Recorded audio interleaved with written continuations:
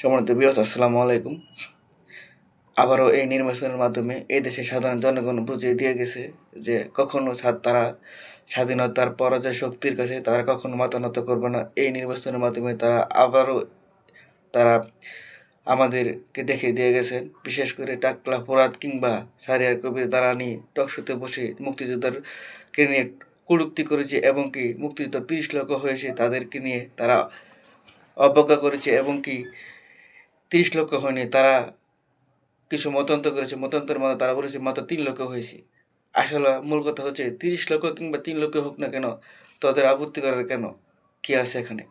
তারা এই দেশে বাস্তবায়ন করবি, এই দেশে চলবি, অথচ এই দেশের স্বাধীনতার সপক্ষে কি তোরা বুকে লালন করতে পারবি না এবং কি তোরা স্বাধীনতার পরাজয় শক্তি নিয়ে এই দেশের বাস্তবায়ন করতে চাস?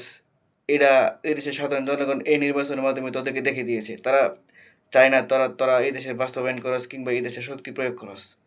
তারা যতই টকশোতে এসে হলুদ মিডিয়ার সামনে এই দেশের স্বাধীনতার সপক্ষে তোরা কটূক্তি করস কিংবা তাদেরকে অবমাননা করস, তারা এই দেশের জনগণ তাদেরকে কখনো বরদাস্ত করবে না এবং কি পরবর্তী অদূর ভবিষ্যতেও তাদেরকে এই দেশের রাষ্ট্র ক্ষমতার তাদেরকে আনা হবে না।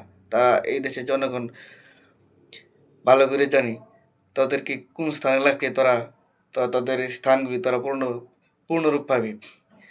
তো কিছু হলুদ মিডিয়া আছে, তাদেরও কিছু আমি মনে করি কিছু এখানে স্বার্থ আছে। যেমন তারা দেশের স্বার্থ বিস্তারে না, তাদের বিস্তারে তাদের কিছু টাকা উপার্জনের জন্য কিছু রাষ্ট্রদ্রোহী লোক নিয়ে তার টকশো করানোর মাধ্যমে তার উস্কানিমূলক কিছু স্বাধীনতার সপক্ষে লোকে উস্কানিমূলক কিছু কথা বলে। সেই কথা বলার কারণে বিভিন্ন সাধারণ জনগণ তারাই পেজটা দেখার ফলে তারা ভিউ হয়, ভিউ হওয়ার ফলে তারা ওই টাকাগুলো প্রদান করে। আসলে তারা কিছু কিছু হলুদ মিডিয়ার জন্য আজকে বাংলাদেশের স্বাধীনতার পরাজয় শক্তি এই মিডিয়ার মাধ্যমে আসে। কিছু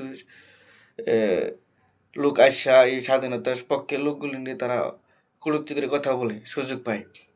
আবারও এই নির্বাচনের মাধ্যমে টাকলা ফোরাত কিংবা শাহরিয়ার কবিরকে আবারও দেখিয়ে দিয়ে গেছে যে এই দেশে কখনো রাজাকারদের স্থান নাই এবং কি অদূর ভবিষ্যতেও থাকবে না এবং ভবিষ্যতেও ছিল না। আর এই দেশের রাষ্ট্রীয় ক্ষমতায় কখনো স্বাধীনতার পরাজয় শক্তি আসতে পারবে না। এটা আবারও এই নির্বাচনের মাধ্যমে তারা দেখিয়ে দিয়ে গেছে এই সাধারণ জনগণ।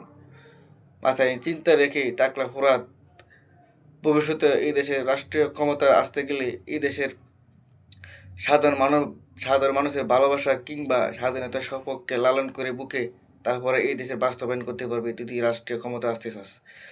আর যদি আলবদর কিংবা পাকিস্তানের পিতার তারা যদি বুকে লালন করস, তো কখনো তারা এই দেশের রাষ্ট্রীয় ক্ষমতা আসতে পারবে না এবং কি তারা এই দেশের তাদের মন গড়ামত আর কখনো চলতে পারবে না। এটাই এই দেশের সাধারণ জনগণ এই নির্বাচনের মাধ্যমে তাদেরকে দেখিয়ে দিয়ে গেছে। যদি তাদের লজ্জা শরম কিছু থাইকা থাকে, তারা আর ভবিষ্যতে এই দেশের মুক্তিযুদ্ধের উল্লা আর কিছু টকশোতে এসে বলবি না। তাদের জামানত পর্যন্ত তোরা এরকমভাবে ফেল করেছ যা কিনা তোরা জামানত পর্যন্ত তোরা এবার জমা পাবি না।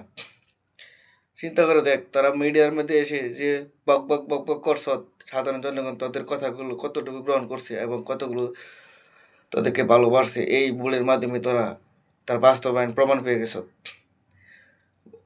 এটাই মাথা লেগে ওদের ভবিষ্যতে তারা টকশোতে এসে কথাবার্তা বলবে। ধন্যবাদ।